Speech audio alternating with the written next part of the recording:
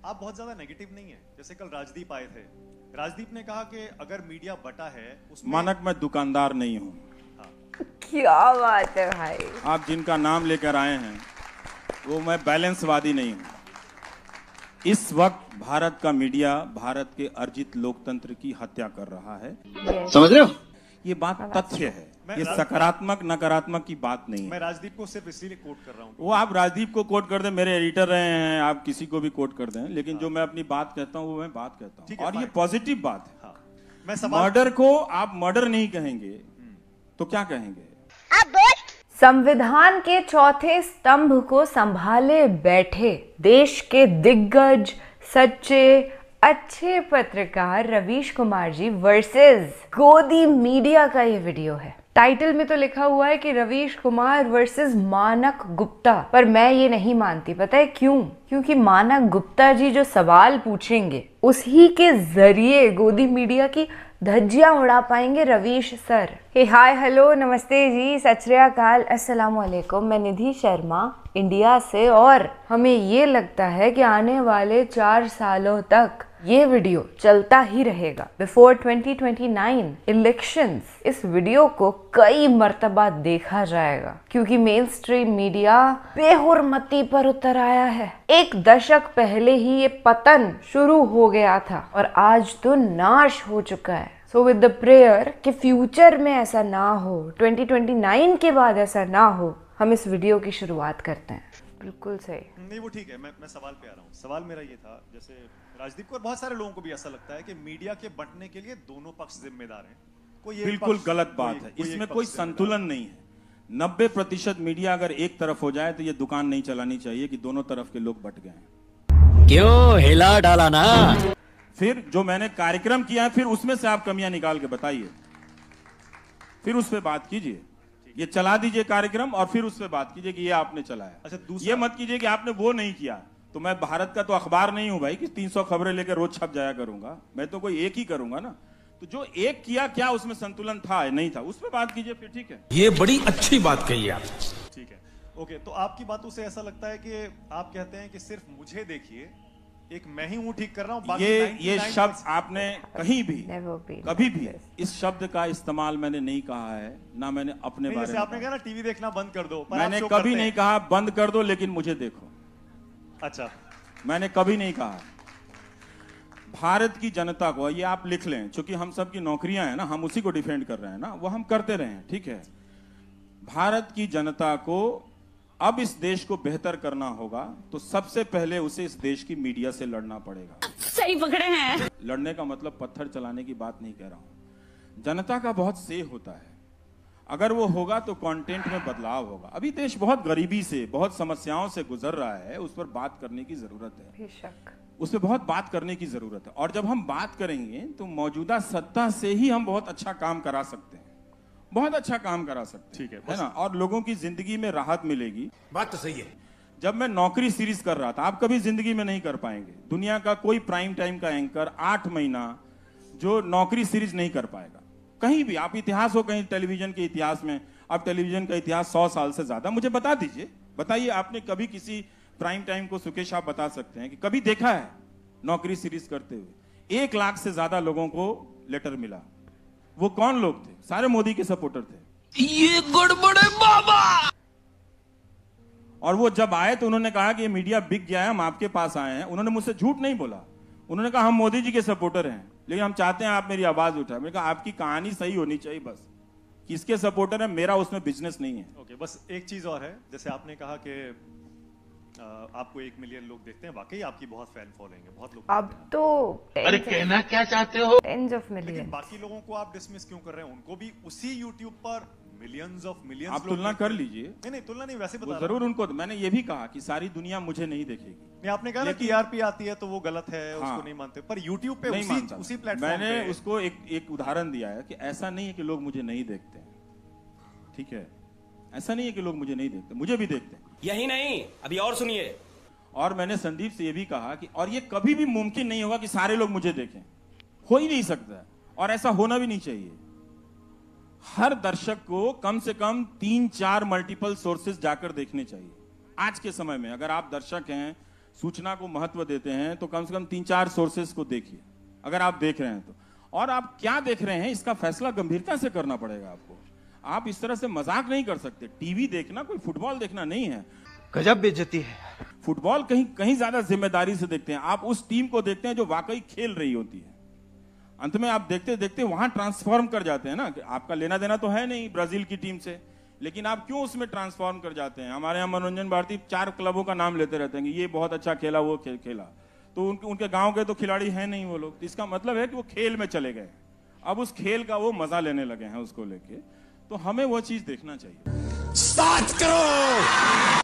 जी एक और सवाल लेते हैं। सर आप मेरा सवाल आपसे ये है कि आपने अभी क्या कहा कि आईटी सेल वालों को बुलाते हैं, बिजनेस करते हैं।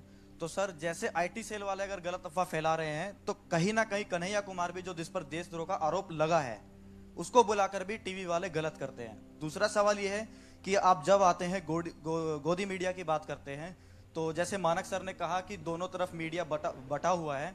तो सर जिस तरह एक तरफ गोदी मीडिया दोनों तरफ नहीं बटा हुआ, मीडिया अब एक ही तरफ है। हाँ। सवाल ये है कि जिस तरफ जैसे गोदी मीडिया है तो दूसरी तरफ लुटियंस मीडिया भी है, ये मानना पड़ेगा। अभी मजा आएगा ना भिड़ो। ये जो आपने इस्तेमाल किया है वो ठीक इस्तेमाल नहीं किया है। जो गोदी मीडिया है वही लुटियंस मीडिया है। वो समझे, ये वही बात। एक मिनट। और ये जो लटियन जर्नलिज्म का इस्तेमाल कर रहे हैं ना आप, ये आप जरा सा सर्च कीजिएगा, ये भी मेरा ही इस्तेमाल किया हुआ शब्द है। समझ रहे हो? यो हिला डाला ना। ठीक है।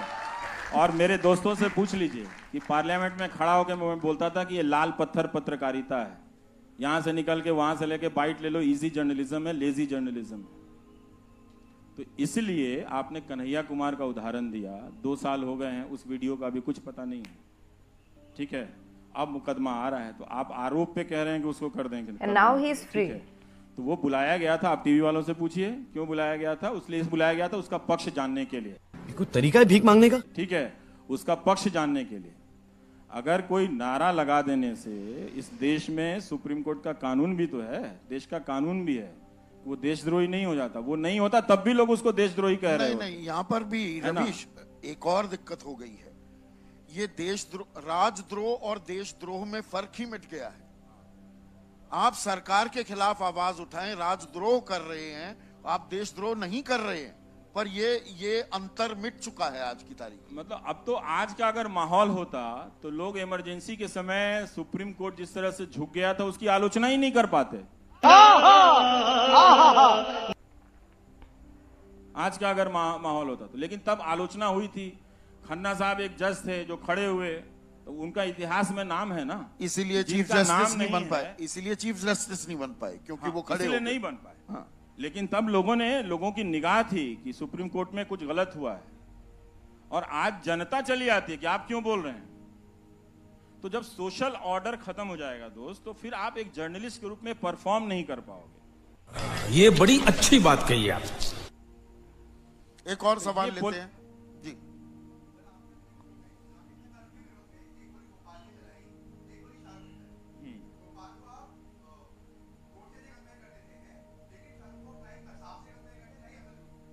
आप कर लीजिए, हमने तो आपको रोका नहीं है। ऐसा है, उसका कॉन्टेक्स्ट है, मैं बताता हूं उसका कॉन्टेक्स्ट है। वो गोली 30 जनवरी को चला रहा था। 30 जनवरी का दिन जानते हैं आप कौन सा दिन है? ठीक है, तो उसका एक कॉन्टेक्स्ट है। अगर आप इस बाइनरी में खेल खेलना चाहते हैं तब तो आप उस प्रोपेगेंडा के शिकार हो चुके हैं ना। सही पकड़े हैं। उस दिन जिस दिन गांधी जी की हत्या हुई थी, और आप देख लीजिए कि वो किस तरह की बातें कर रहा है, आके अंत में गोली चला रहा है। तो गोडसे से क्या मतलब, आपको उससे आपत्ति है कि गोडसे से क्यों नहीं कंपेयर किया हमने? हाँ, इसलिए कि उसकी कोई जानकारी नहीं है। अभी भी पुलिस कह रही है कि उसकी कोई, हमारे पास कोई खास उसके आपराधिक रिकॉर्ड की जानकारी नहीं है। लेकिन हम तो पहले दिन से कह रहे थे कि इसको पकड़ना चाहिए, इसको छोड़ना नहीं चाहिए। ये कैसे चला आया, मैं तो खुद ही दंग रह गया था कि ये हालत हो गई है। जनता माफ नहीं करेगी, क्योंकि आपने पहले जो 2 लोग गोली चलाए थे तो उसके समक्ष पक्ष में लोग खड़े हो गए थे। आपने वो देखा था कि जब उस लड़के ने गोली चलाई थी वहां पे, वो तो नाबालिग है ना, तो उसके पक्ष में कितने लोग खड़े हो गए? आप उसके पक्ष में बात कर रहे हैं। एक मिनट अब एक और सवाल ले लेते हैं। सर एक क्वेश्चन लास्ट 2 क्वेश्चन। पत्रकारिता की बात हमेशा होती रहती है, आप बताइए हम किस चीज को पत्रकार माने? एक पक्ष दिन भर मोदी की तारीफ दिखाता है, समझ रहे हो, और रात में वही प्राइम टाइम में एक तरफ बुराई दिखाई जाती है। तो पत्रकारिता का असली मतलब आज आप बता के जाइए कि सच दिन भर मोदी को दिखाएं। आपका जो हाल है आपको तो जिंदगी भर नहीं बता सकते हम। नहीं सर, हमें पता है ना, पत्रकारिता का मतलब हम भी पढ़े हैं सर। ऐसा है दोस्त, दोनों तरफ का दिखाना चाहिए। वो किस तरह का प्रोग्राम है? अब ऐसा है कि आप ये भी जानते हैं कि मेरा एक बहिष्कार है, ठीक है ना? नहीं, मेरा बहिष्कार है, नहीं उससे कोई फर्क नहीं। तो मैं लोकप्रियता के दबाव में अपनी बात थोड़े, ऐसा थोड़ी है कि मैं छोड़ दूंगा। क्या नहीं, कमाल है, यही चीज तो हमें समझना है। ये बड़ी अच्छी बात कही आप कि एक दिन हमको अपने फैन के खिलाफ भी बात करना पड़ेगा। और मैं तो कहता हूं कभी किसी का फैन नहीं बनना चाहिए। आपको पता है ये लाइन किसने कही थी? और आपको पता है मैंने अपने ब्लॉग पे क्या लिखा है? कभी रवीश कुमार मत बनना। पढ़ा है आपने? पढ़िएगा, है ना?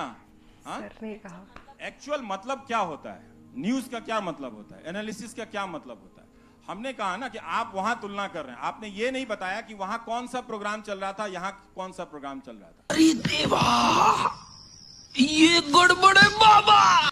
वहां 2000 के नोट में नकली चिप बताए जा रहे थे, जीपीएस। उससे तुलना करना चाहते हैं आप? क्रेजी। तो किस चीज से तुलना करते हैं आप? उदाहरण देकर बात करते तो आपका सवाल और अच्छा हो सकता था मैं फंस भी सकता था। जी एक और सवाल ले लेते हैं। लास्ट उदाहरण नहीं दिया, वो आप इधर बैलेंस वाला करने लगे। वही मैं जो मानक से कह रहा था, मैं दुकान नहीं चलाता हूँ,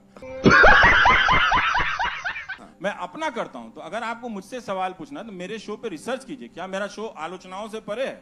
बिल्कुल ही नहीं है, बिल्कुल नहीं है। अब एक और सवाल क्या हो सकता है? आप बताइए कि 10 लाख लड़के जो अलग अलग परीक्षाओं में फंसे हुए हैं और उनको नौकरी नहीं मिले, उस पर मैं 6 महीना करता हूं तो एक तरफा कैसे है दोस्त?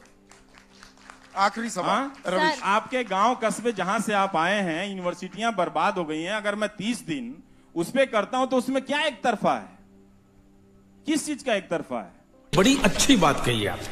कई साल पहले भी ये वीडियो रेलेवेंट था और आज कई साल बाद भी ये पूरी तरीके से रेलेवेंट इंटरव्यू है। और आज से 4 साल बाद भी इसकी रेलेवेंस बरकरार रहेगी। होपफुली उसके बाद तो हमारे प्रधानमंत्री ही बदल जाएंगे, होपफुली फिर गोदी मीडिया एग्जिस्ट नहीं करेगी। बैलेंसवादी पत्रकारिता को हम तो पत्रकारिता मानते ही नहीं, क्योंकि वो सच्ची खबरें हम तक पहुंचा ही नहीं सकती। एंड वेल सेड, 3 से 4 सोर्सेज ऑफ इंफॉर्मेशन हमारे पास होने चाहिए ताकि हम कंपेयर कर सकें, हम समझ सकें कि एग्जैक्ट न्यूज है क्या। I hope this video reaches maximum number of Indians. हम सब भारतीय नागरिकों को अवेयर रहना चाहिए कि मीडिया पापी हो गया है और हमें सच्चे जर्नलिस्ट को ही देखना है। Be it Ravish Kumar ji, be it Abhisar Sharma ji और प्रज्ञा मिश्रा जी, साक्षी जोशी जी, अशोक कुमार पांडे जी, ये कितने सारे नाम हैं जो सच प्रोवाइड कर रहे हैं। So just watch them and not main stream media. फिलहाल के लिए मुझे दीजिए इजाजत। ख्याल रखिएगा अपना और अपने सभी घर वालों का। खुश रहिएगा, जिंदाबाद रहिएगा, सच के साथ रहिएगा। सत्यमेव जयते। जय हिंद।